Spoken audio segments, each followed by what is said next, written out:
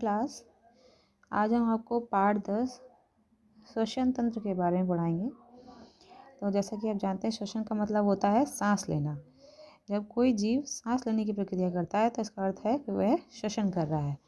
श्वसन में कोई भी जीव ऑक्सीजन गैस ग्रहण करता है और कार्बन डाइऑक्साइड गैस को बाहर निकालता है।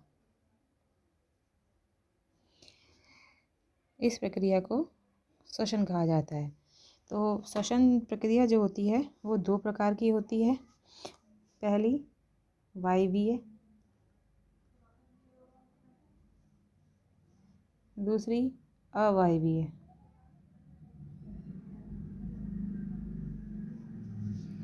जो वायवीय श्वसन होता है वह श्वसन होता है जिसमें ऑक्सीजन भाग की आवश्यकता होती है, जिसमें जो ग्लूकोज होता है उसका विघटन ऑक्सीजन के द्वारा होता है।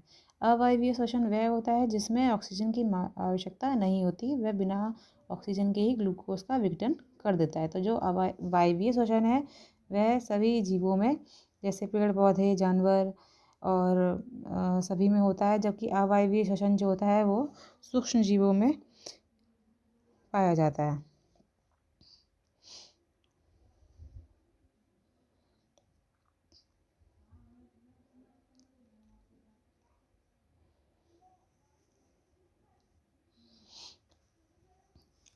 तो श्वसन प्रक्रिया किस प्रकार होती है मनुष्य में, ये हम बताते हैं।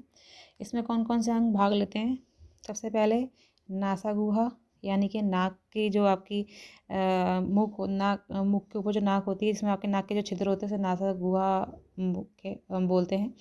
मुख हुआ, कुछ कभी कभी हम मुंह से भी सांस लेते हैं। ग्रसनी यानी गले की जो नली होती है वो, उसके पास में एक श्वास नली होती है।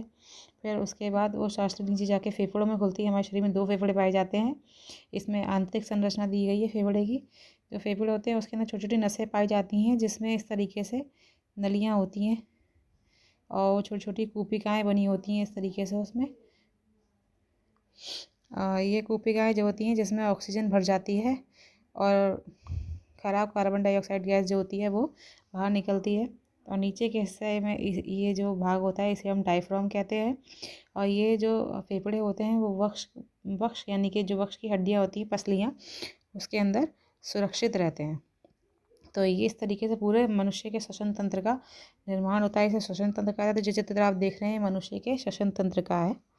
तो श्वसन प्रक्रिया किस प्रकार होती है ये हम बताएंगे आपको।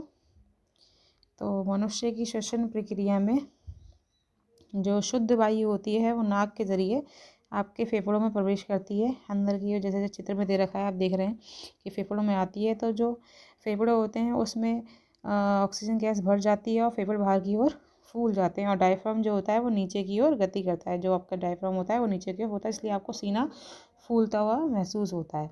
तो उसके बाद ये जो शुद्ध ऑक्सीजन होती है ये यहाँ से आपके हृदय में पहुँचती है, जहाँ पे उसे रक्त के अंदर मिला दिया जाता है और वहाँ से शुद्ध रक्त होता है वो आपके शरीर के अन्य भागों तक पहुँचा दिया जाता है।